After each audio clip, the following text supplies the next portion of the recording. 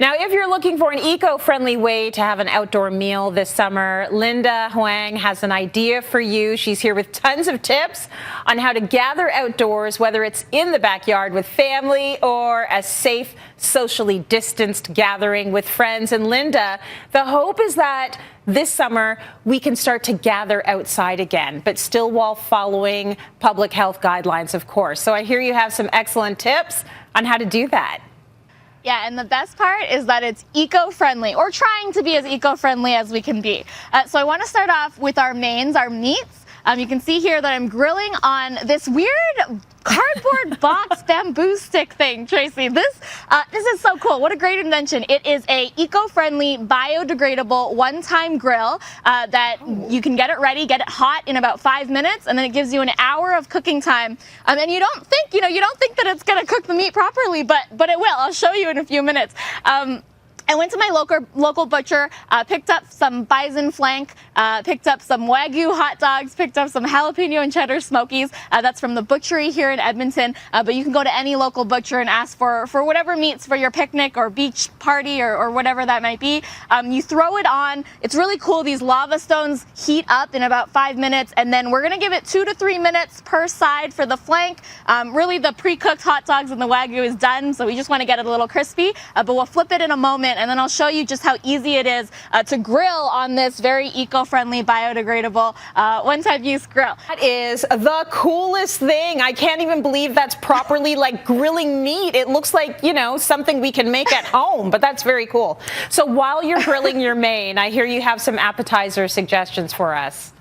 Yeah, so, pre-pandemic, it really felt like charcuterie. It was sort of the party staple. Now, during the pandemic, you definitely don't want that. You don't want all those hands on the board. So instead, you're going to say goodbye charcuterie and hello to jarcuterie. So I've created a few here. So easy to make. You just pick up a few mason jars, whatever sizes you're looking for, and then you just assemble your favorite items. So I did vegetables and crackers here. I did vegetables and cheese here. And then my preference are sort of the meatier options.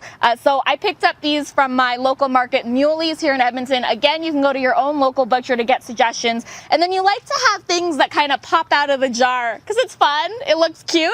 I added some of these cheesy breadsticks. You can do spicy garlic pickles. You can do asparagus, whatever you prefer, whatever you want. And it's nice because then everyone at your distance party can have their own individual jar appetizer, so it's safe and delicious. And the thing is, if you are packing it, you're going to a beach or somewhere, you're going hiking, you should use something that's getting more popular. It's a beeswax food wrap, and there's a few different companies that do ship across Canada. A Nova Scotia company called Beesy Wraps, or in BC there's one called Nature Bees, and it's nice because it forms around the jar and keeps it in, and it's sustainable too.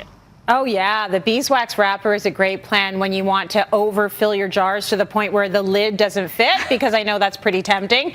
What about the cutlery? Exactly. Unfortunately, Tracy, more than 100 million plastic utensils go into the landfill each and every day around the world globally. And one way that we can stop that is really just to bring our own cutlery wherever it is that we're going. So maybe you grab some from your kitchen, or maybe you're going to invest in some design to go reusable utensils. Oh, that is so cool. Okay, let's talk beverages. Arguably the most important part. Yeah, so nowadays, depending on where you're at, you might not be able to go into a restaurant and get your favorite cocktail, but look locally. A lot of restaurants are now doing cocktail kits, so you can quickly make your own favorite cocktails, or they're making pre-made, pre-ready cocktails that you can just open up and pour, and then you're good to go. So these are from a local restaurant here in Edmonton called El Beso, Mexican restaurant. Everything comes in glass bottles, so that's a really simple step that you can take too, is when you're shopping, what's in a glass bottle, what's in a plastic bottle, pick the one that's in the glass bottle, and that's a really easy way to make a sustainable difference with your food and drink. Also, just ask your guests to bring their own everything. That's how you be really eco-friendly. So bring your own reusable mugs or reusable cups. Stop for a second.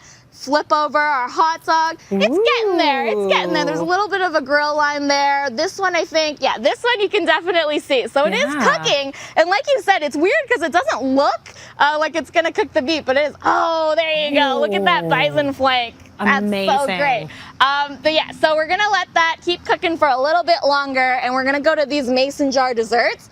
Again, it's a jar renaissance, I would say, Tracy. So you can stuff anything you want in jars, any treats that you want. This one I chose to do a very simple strawberry dessert in a jar. All right, my favorite part is the whipped cream here.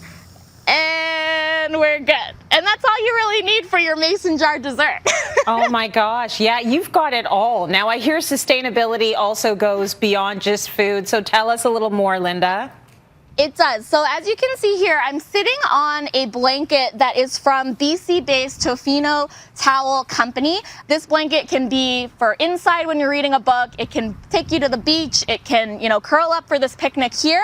But it's multi-purpose so that you can do more but own less. And that's sort of the whole idea about being eco-friendly and sustainable, is that you can make those simple choices in everything that you buy, from food to decor and party items. And then just try to think, is this the more eco-friendly option? Is there something compostable, biodegradable, reusable? So just keeping those in mind. And that's something that I'm trying to be mindful of as well. But lots of different ways to have safe, distance, and eco-friendly, good for the environment parties this summer. Linda, what great tips. You always bring it for us. Thank you so much. And I'm sorry it's not barbecue weather yet. So thanks for hanging out in the cold for us. Almost. Oh my gosh, we're so close. If you want to learn more about the items Linda used for her eco-friendly backyard gathering, head over to our website, cityline.tv.